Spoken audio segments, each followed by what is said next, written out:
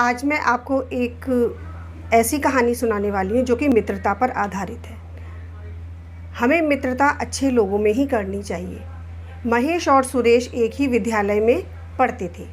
दोनों के घर आसपास होने के कारण दोनों एक साथ ही विद्यालय जाते थे। महेश अपने माता पिता का इकलौता बेटा था और वह अपने माँ बाप का बहुत कहना मानता था। उनकी हर आज्ञा का पालन करता था, उनके सुख दुख का भी ध्यान रखता था। और वो महेश के माता पिता काफ़ी मेहनत करके पैसा जुटा पाते थे और उसकी पढ़ाई में वो पैसा लगा देते थे। वो चाहते थे कि वो बड़ा होकर एक अच्छा और नेक इंसान बने, क्योंकि वह भी बहुत ईमानदार थे और उसको हमेशा ईमानदारी का ही पाठ पढ़ाते रहते थे। और महेश भी उनकी हर सुख सुविधाओं का बहुत ध्यान रखता था और पढ़ाई में भी बहुत होशियार था।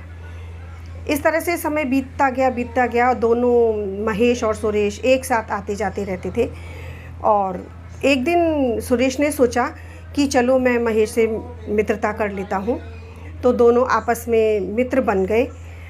और सुरेश, जो कि बिल्कुल उसके अपोजिट था और उस अपने माँ बाप का बिल्कुल कहना नहीं मानता था और काफ़ी वो अमीर था, जिससे वो काफ़ी पैसे खर्च करता रहता था। उसे कम पैसे का कोई एहसास नहीं था, गरीबी क्या होती है उसका एहसास नहीं था। और ऐसे ही रास्ते में चलते चलते एक दिन दोनों की मित्रता हो गई। उसने महेश से बोला कि चलो आज स्कूल बंक करके पिक्चर देखने चलते हैं।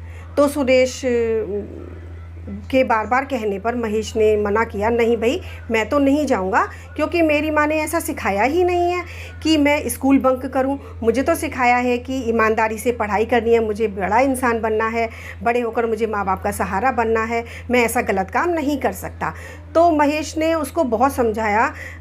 सुरेश ने उससे बोला कि नहीं नहीं, ऐसे तो माँ बाप बोलते ही रहते हैं, ये मत करो वो मत करो, अब हम तो बड़े हो गए हैं, तो अब हमें हमारे खुद समझदारी आ गई है, हम अब कब तक माँ बाप का कहना मानते रहेंगे, चलो आज फिल्म देखने चलते हैं। तो सुरेश के बार बार कहने पर वो महेश तैयार हो गया। उसके संग जाकर उसने पूरी फिल्म देखी। लेकिन घर आकर माँ ने पूछा कि बेटा कैसी स्कूल में पढ़ाई हुई, तो उसने झूठ बोल दिया कि माँ बहुत अच्छी पढ़ाई हुई। और माँ को पता ही नहीं चला कि ये किसी के साथ फिल्म देखने गया था। लेकिन मन में महेश के मन में लग रहा था कि मैं माँ से झूठ बोल रहा हूँ। ऐसे दिन बीतते गए और धीरे धीरे उसकी मित्रता सुरेश से बढ़ती गई। और सुरेश ने एक बार उसको बोला कि महेश, मित्र ऐसा करते हैं कि चलो हम थोड़े दिन के लिए कहीं बाहर मौज मस्ती करने चलेंगे। तो महेश बोला कि भाई सुरेश, मेरे पास तो इतने पैसे नहीं हैं, तो मैं पैसे कहाँ से लाऊंगा। तो सुरेश ने बोला कि कोई बात नहीं, माँ के पास तो बहुत पैसे होते हैं, तुम ऐसा करो, माँ के अलमारी में से पैसे चुरा लो, फिर हम दोनों खूब मौज मस्ती करने चलेंगे। तो महेश बोला नहीं नहीं, मैं ऐसे नहीं कर सकता, माँ के पैसे नहीं चुरा सकता, माँ क्या सोचेगी, और माँ मुझे हर बार बोलती है कि चोरी करना, झूठ बोलना सब पाप होता है, भगवान सब देखते हैं। सुरेश बोला नहीं नहीं, कोई भी भगवान ऐसे नहीं देखते, भगवान क्या दिख रहे हैं, भगवान क्या कोई होते हैं। तो वो उसको हमेशा गलत पट्टी ही पढ़ाता था। तो उसकी बातों में वो धीरे धीरे महेश उलझता ही गया।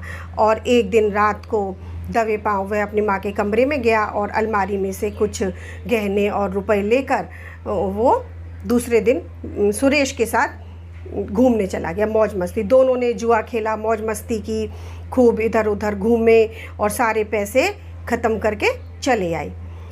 पर यह बात महेश को बिल्कुल नहीं जच रही थी कि मैंने चोरी की है, माँ से झूठ बोला है। उसके मन को बार बार ये बात कचोट रही थी, वो आत्मग्लानि से त्रस्त था।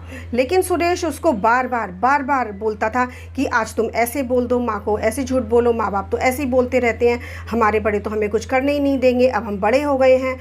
तो बड़े हो गए हैं, बार बार बोलता था बड़े हो गए हैं। तो महेश ने भी सोचा हाँ सही बात है, हम जब छोटे थे तब भी माँ का कहना मानते थे, अब थोड़े बड़े हो गए हैं तब भी माँ का कहना मानते हैं, तो हम कब तक ऐसे चलते रहेंगे, माँ बाप तो हमें हर बात के लिए मना ही करते हैं। तो ऐसा सोचकर उसने बार बार चोरी करता रहा, बार बार माँ से झूठ बोलता रहा, स्कूल बंक करता रहा। परीक्षा में भी कम अंक आए, क्योंकि वो पढ़ ही नहीं पाता था, उसके मन में गलत विचार आते रहते थे। तो धीरे धीरे जब माँ को पता चला कि उसके जो पैसे और जेवर चोरी हो गए हैं तो उसको बहुत दुख हुआ, क्योंकि उसके पिता की तबीयत बहुत ख़राब रहती थी।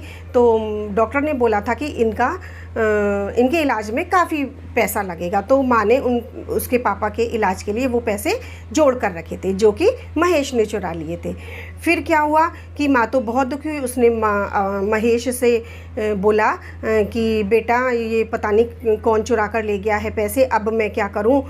तो महेश तो चुप था, क्योंकि पैसे उसी ने चुराए थे। वो माँ को बोल ही नहीं सकता था, क्योंकि उसको अंदर से इतनी आत्मग्लानि थी और माँ का वो सामना नहीं कर पा रहा था। तो कोई बात नहीं, माँ ने किसी से उधार लेकर पैसे कर्ज लेकर उसके पापा का इलाज कराया। पापा तो ठीक हो गए, लेकिन उसके महेश को रहा नहीं गया और उसने अपनी माँ को सारी बात बता दी कि माँ मैंने ही पैसे सुरेश के कहने पर चुराए थे। तो माँ ने बोला बेटा देखो, अब आपको पता चल रहा है ना कि मित्रता कैसी होती है।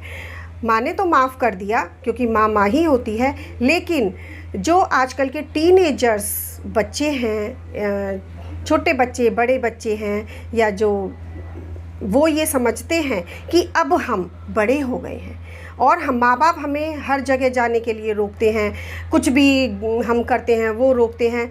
तो मैं उन लोगों को यही मैसेज दूंगी कि बच्चों, हमारे जो माँ बाप होते हैं वो हमें अच्छा ही सिखाते हैं। हमारे माँ बाप हमें कभी गलत नहीं सिखाते।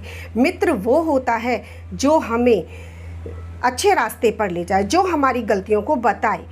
कुसंगति का ज्वर इतना भयानक होता है कि वह हमारे पैरों में बंधी चक्की के समान होता है। जिस तरह हमारे पैरों में कोई पत्थर या चक्की बांध देंगे तो हम आगे नहीं बढ़ सकते, इसीलिए ऐसे ही कुसंगति का ज्वर पैरों में बंधी चक्की के समान है, जो कि हमें अवनति के रास्ते पर दिन प्रतिदिन ले जाती है और हम आगे नहीं बढ़ सकते हैं। तो इसलिए मैं यही कहना चाहूँगी कि हमें मित्रता सोच समझ के करनी चाहिए। मित्र वो नहीं होता जो हमारी खूबसूरती की या हमारी कोई भी बात है उसकी बढ़ाई करता रहे। मित्र वो होता है जो हमें हमारी कमियां बताए और हमें सही मार्गदर्शन कराए, और कभी ये ना बोले कि आपके माँ बाप या बड़े ऐसे बोल रहे हैं, गलत बोल रहे हैं, वो तो ऐसे ही बोलेंगे, अब हम बड़े हो गए हैं। नहीं, माँ बाप हमें हमेशा अच्छी ही शिक्षा देते हैं। फ्रेंड्स, जो हमारे कॉलेज में फ्रेंड्स होते हैं या अदर ऑफिसेज़ में फ्रेंड्स होते हैं, सब अच्छे होते हैं, लेकिन हमें उनका व्यवहार देखकर ही उनसे नज़दीकियाँ बनानी चाहिए। क्योंकि कुसंगति जब बढ़ जाती है तो हम उससे निकल नहीं पाते। दिन पर दिन उस गड्ढे में ऐसे गिरते जाते हैं कि जैसे कि एक दलदल में गिरने पर हम बाहर नहीं निकल पाते, उसमें घुसते ही जाते हैं। इसलिए मैं बच्चों से, टीनेजर बच्चों से बोलना चाहूँगी कि कुसंगति के ज्वर से बाहर निकलिए और जो सही है उसका रास्ता चुनिए। इसी के साथ मैं इस वीडियो में ये मैसेज देना चाहूँगी बच्चों को और टीनेजर, ख़ास तौर से टीनेजर बच्चों को, कि हमें मित्रता देखकर और समझदारी से करनी चाहिए, ना कि गलत हमें रास्ते पर जाना चाहिए। इसी के साथ ही मैं ये वीडियो यहीं समाप्त करती हूँ। मिलते हैं नेक्स्ट वीडियो में। नमस्कार।